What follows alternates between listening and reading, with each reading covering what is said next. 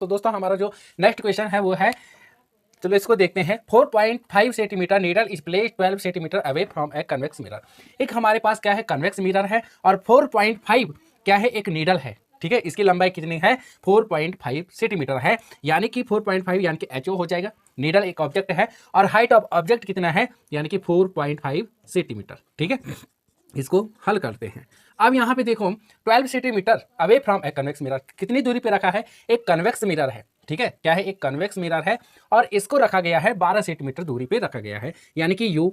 ठीक है, ऑब्जेक्ट की डिस्टेंस हम किससे लिखते हैं, यू से हम इसको लिखते हैं और यू हमेशा माइनस में होता है, नेगेटिव होता है, यानी कि 12 सेंटीमीटर हम इसको यहाँ पे लिख देंगे।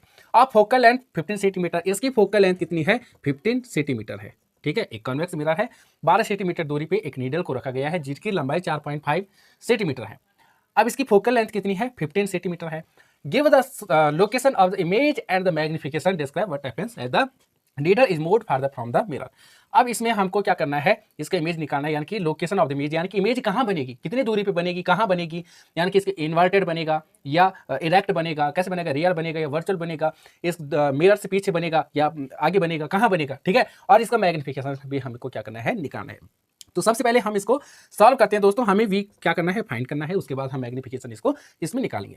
सबसे पहले हम मिरर फार्मूला यहाँ पे लिख देते हैं, 1/f equal to 1/v plus 1/u। ये हमारे पास क्या है, मिरर फार्मूला है। ये बिल्कुल आपको क्या करना है, याद करना है। हर सवाल में मैं आपको ये फार्मूला बताता हूँ, लिख के बताता हूँ। ठीक है, तो इसको बिल्कुल अपने माइंड में क्या करना, आपने याद कर देना है। ठीक है, अब हम इस फॉर्मूले में रखते हैं, इनकी वैल्यू को रखते हैं, यानी कि 1/f की वैल्यू क्या है हमारे पास, यानी कि 15 है। कितना है, 15 है। इक्वल में v की वैल्यू हमें फाइंड करना है और u की वैल्यू क्या है हमारे पास, -12 सेंटीमीटर। ठीक है, अब हम क्या करेंगे, इसको 1/15 आ जाएगा, 1/v माइनस है, ये प्लस है, माइनस प्लस का माइनस हो जाएगा, -1/12 हो जाएगा। अब हम देखो यहाँ पे क्या करते हैं, 1/15 हम एच डी लिख देंगे और इस 12 को हम यहाँ इसको शिफ्ट कर देंगे। ठीक है, यहाँ क्या करेंगे, इसको शिफ्ट करेंगे, यानी कि यहाँ माइनस का है, यहाँ क्या हो जाएगा, प्लस का हो जाएगा, 1/12 और इक्वल में क्या हो जाएगा, 1/v। अब हमें क्या करना है, 15 और 12 का यानी कि एलसीएम लेना है।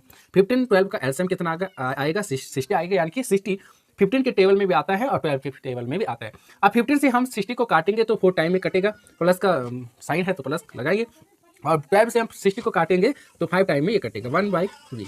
अब देखो हमें क्या करना है, 4 + 5 क्या होता है, 9/60 इक्वल में 1/v। अब हमें इसका क्रॉस मल्टीप्लाई कर देना है। क्रॉस मल्टीप्लाई करके क्या आ रहा है, 9v इक्वल में 60 आ रहा है, यानी कि v की वैल्यू 60/9 आ गया, 60/9। अब अगर हम इसको और काटें, ये काट सकते हैं, हम इसको और सरल कर सकते हैं, यानी कि 23 जा 60 होगा, 3 3 जा कितना होगा, 9 होगा। अब हमारे पास ये आ गया, हमारे पास v